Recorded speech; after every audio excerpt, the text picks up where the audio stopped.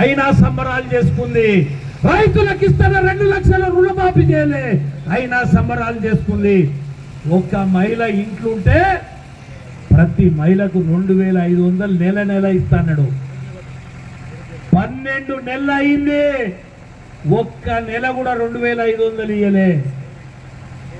ఆడపిల్లలకు చదువుకున్న పిల్లలకు స్కూటీ ఇస్తాడు, ఒక్క స్కూటీ ఇయ్యలే. రాష్ట్రంలో ఒక్క మహిళకు 2500 ఇయ్యలే. నేను అడుగుతున్న కాంగ్రెస్ పార్టీ, ఈయన ముఖ్యమంత్రి అయిన వెంటనే ధరణిని రద్దు చేస్తా అన్నాడు. చేసిండా? కానీ ఇంకోటి చేసిండు. ఈడ మన సర్దికల్ ఉంది, సర్దికల్లా 60-70 ఏళ్ల సంది భూములు తుండుకుంటున్నారు రైతులు. ఆ రైతుల పేర్లు మారుకోగా ఆ భూములు పట్టదారు పేరు మీద పెట్టి పాపం పోయిన 5 ఏళ్ళు ధరలిలా బ్లాక్ లిస్ట్ లో పెట్టిరు. కానీ కాంగ్రెస్ గవర్నమెంట్ వచ్చినాక ఆ ధరణిలకెళ్ళి ఆ భూములు తీసేసి మొన్నటికి మొన్న మన పంచుకుల పోతుంటే మెయిన్ రోడ్ల 50 ఎకరాల భూమి రాత్రో దాన్ని రిజిస్టర్ చేసిర్రు.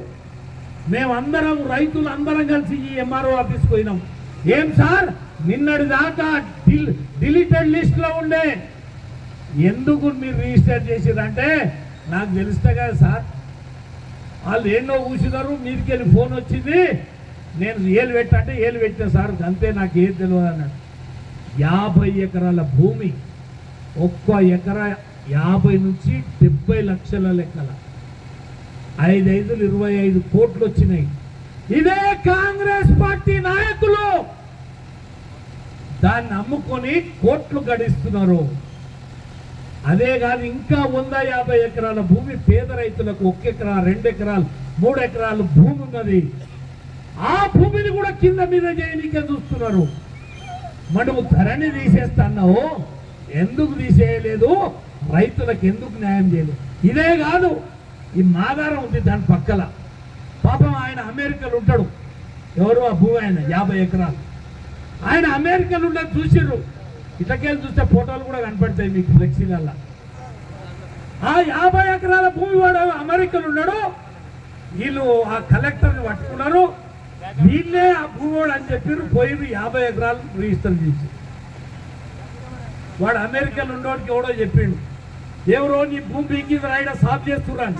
వాడు అమెరికాకి వెళ్ళి అక్కడున్న రాయబారికి ఉత్తరం రాసిండు, సార్ నేను ఈడున్న నా భూమి ఎవడో రిజిస్టర్ చేసుకున్నాను తెలంగాణలో.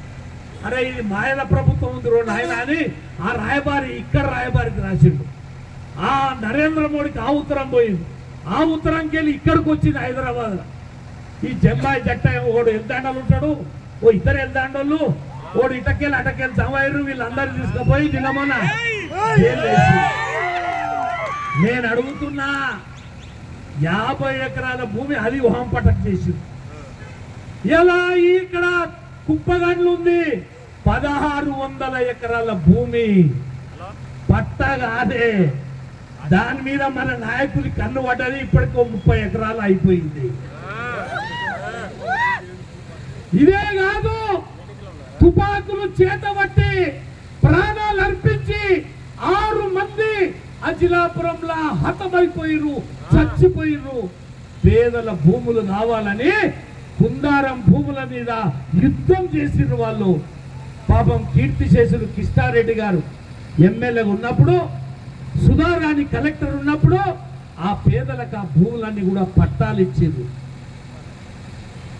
కానీ ఇవాళ ఆ భూములన్నీ 60 ఎకరాల భూమి, నక్సలైట్ల ఉద్యమం, కిష్టారెడ్డి శ్రమ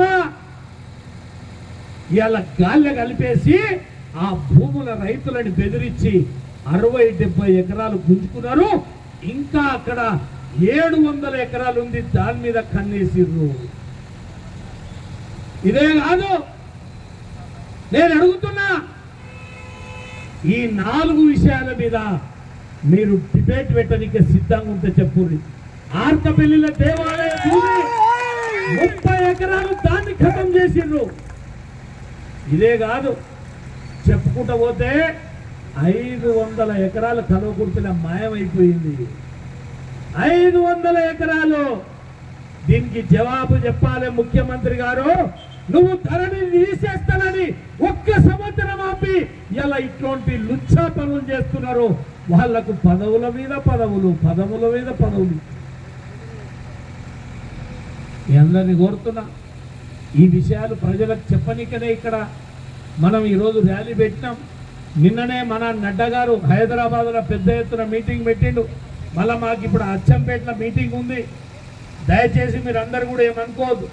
రఘుపతిపేటలో మన కార్యకర్త బీజేపీలో ఉన్నాడని ఒక బీజేపీ కార్యకర్తని సంవత్సరం నుంచి ఇల్లు కట్టనిస్తలేరు. ఒక్క సంవత్సరం నుంచి సీకులు సిమెంట్ తెచ్చుకొని సంవత్సరం ఆయే. పంజుగులలో ఒక లీడర్ ఉంటాడు, వాడు కాసిం రజ్వీ అనుకుంటున్నాడు. ఆ లీడర్ ఇవాళ ఈ అధికారులకు చెప్పి ఒక పేద రైతు మన కార్యకర్త ఇల్లు కట్టుకుంటే సంవత్సరం అయింది ఆపబట్టి. నేను చెప్తున్నా అధికారులకు, కలెక్టర్ 10 సార్లు పోయొచ్చిండు, ఎంఆర్ఓ దగ్గరికి 100 సార్లు పోయిండు. అదే రఘుపతిపేటలో 100 మంది ఇల్లు కట్టుకుంటున్నారు, ఎవరు ఆపుతలేరు. తన సొంత పట్టా భూమిలా ఇల్లు కట్టుకుంటే అక్కడున్న కాంగ్రెస్ పార్టీ నాయకుడు చెప్తాడట, అరే బీజేపీలో ఉన్నాడు కాబట్టి వీని ఇల్లు కట్టియొద్దు. అరే అధికారులు మర్యాదగా చెప్తున్నాం, మేము న్యాయబద్ధంగా చెప్తున్నాం. మేము ఒక పేద రైతు ఇల్లు మీద నీ ప్రతాపంగా